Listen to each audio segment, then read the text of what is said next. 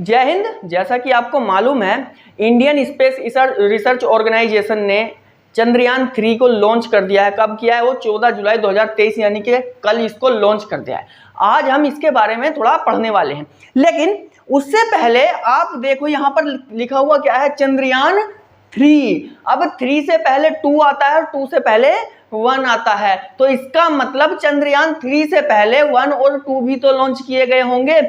अब अगर हम एग्जाम के कंट्रीब्यूशन से देखें तो एग्जामिनर को भी मालूम है कि चंद्रयान 3 को तो बच्चे एकदम रट डालेंगे, अब याद कर देंगे।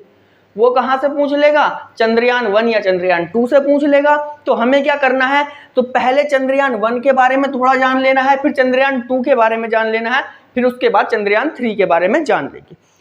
जरूरी नहीं कि जो बच्चे केवल तैयारी कर रहे हैं उन्हीं के लिए जरूरी है, जो इस देश में नागरिक रह रहे हैं उन सभी के लिए जरूरी है। जानना जरूरी है कि भारत किस किस क्षेत्र में अपने झंडे गाड़ रहा है, ठीक है, या भारत कितनी लागत से इसको बना करके भेज रहा है, क्या वैज्ञानिक कितना वहां पर हमारे लिए काम कर रहे हैं, सभी का जानना हमारे लिए बहुत ज्यादा जरूरी है। अब देखिए, चंद्रयान 3 को तो बाद में पढ़ेंगे, पहले हम बात करते हैं चंद्रयान 1 की। चंद्रयान 1, अगर हम बात करें चंद्रयान 1 की भेजने की, लॉन्च करने की, तो कब लॉन्च किया गया था ये, ठीक है, आप सभी को मालूम है 22 अक्टूबर 2008 को। कब भाई?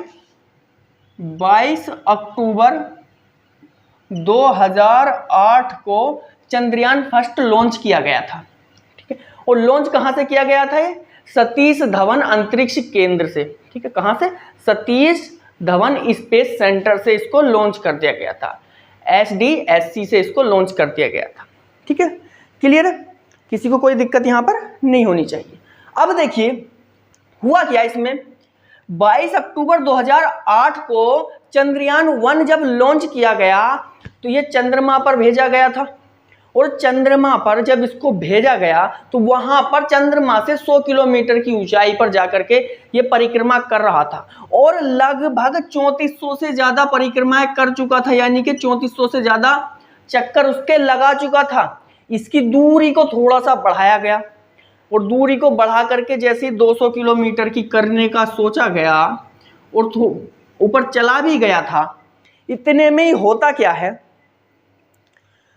29 अगस्त 2009 को, कब? देखिए 22 अक्टूबर 2008 को भेजा गया था, लेकिन 29 अगस्त 2009 को इसरो से चंद्रयान 1 का कनेक्शन संपर्क टूट गया था। कब?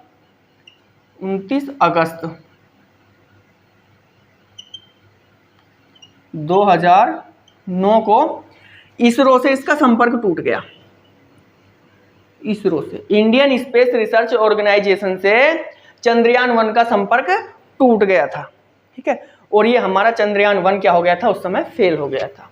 हालांकि बहुत ज्यादा मेहनत की और 3400 से ज्यादा परिक्रमाएं भी कर ली चंद्रमा के, 3400 से ज्यादा चक्कर भी इसने लगा दिए थे, लेकिन दूरी को जैसे ही बढ़ाया गया था तो 29 अगस्त 2009 को इसरो से इसका कनेक्शन टूट गया था, और यहीं पर सब कुछ हम खो बैठे थे। लेकिन इसरो ने हार नहीं मानी, इंडिया ने हार नहीं मानी। अगर हम बात करें कि भाई चंद्रयान 1 के समय इसरो के चेयरमैन कौन थे, तो इसरो के चेयरमैन थे जी माधवन नायर। क्या नाम था इनका? जी माधवन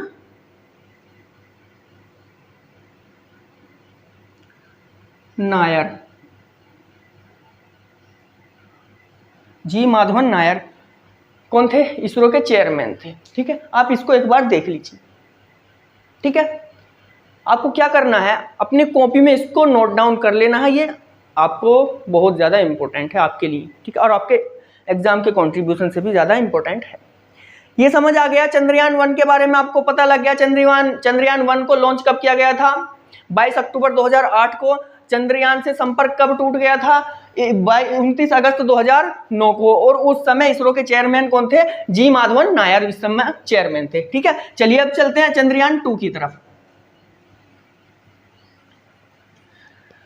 चंद्रयान 2 के बारे में बात करते हैं हम।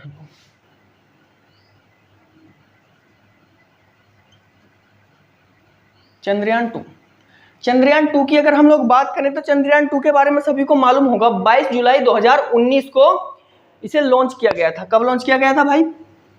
22 जुलाई 2019 को इसे लॉन्च किया गया था। ये भी सतीश धवन अंतरिक्ष केंद्र श्री हरिकोटा से, ठीक है, SDSC सार श्री हरिकोटा आंध्र प्रदेश से इसको भी लॉन्च किया गया था।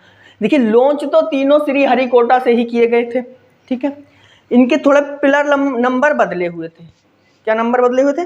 पिलर नंबर बदले हुए थे। अगर चंद्रयान 2 की हम बात करें तो ये GSLV Mark 3 से लॉन्च किया गया था। कहां से? GSLV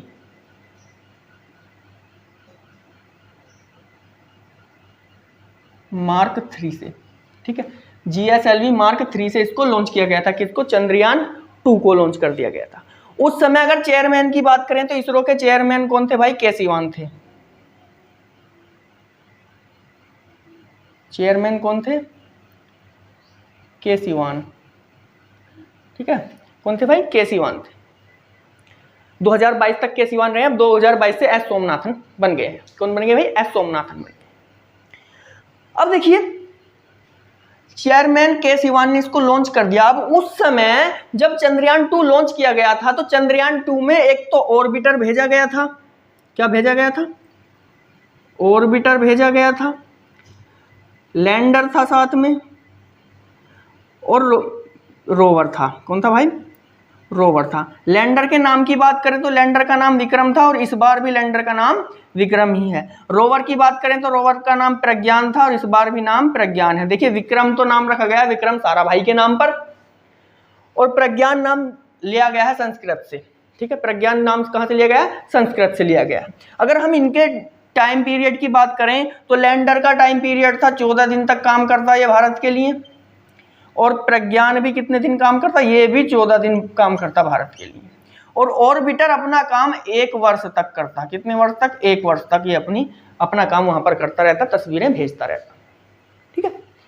लेकिन सभी को मालूम है 22 जुलाई 2019 को जब इसे लॉन्च कर दिया गया था, ठीक है,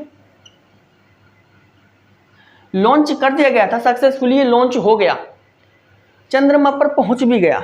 लेकिन जिस दिन ये चंद्रमा पर पहुंचने वाला था 7 सितंबर 2019 को, कब? 7 सितंबर 2019 को जब ये पहुंचने वाला था तो उस समय कुछ ही सेकंड पहले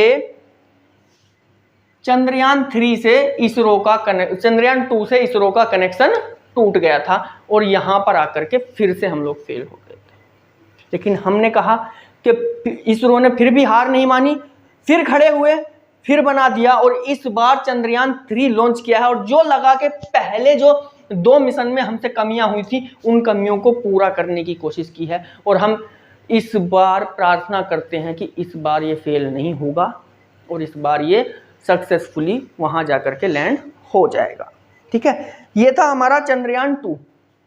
चंद्रयान 2 में अगर लागत की हम लोग बात करें कि खर्चा कितना इसमें आया था, तो चंद्रयान 2 में सबसे ज्यादा खर्चा था भाई 978 करोड़ का खर्चा था। कितने? 978 करोड़ का खर्चा था। किसमें? चंद्रयान 2 में। क्लियर है? ये बातें आपको ध्यान में देनी है। एक बार इसको आप देख लीजिए, चाहे तो स्क्रीनशॉट ले सकते हैं। नेक्स्ट टॉपिक की तरफ चलते हैं। नेक्स्ट हमारा चंद्रयान 3 के बारे में हम लोगों को पढ़ना है। चंद्रयान 3,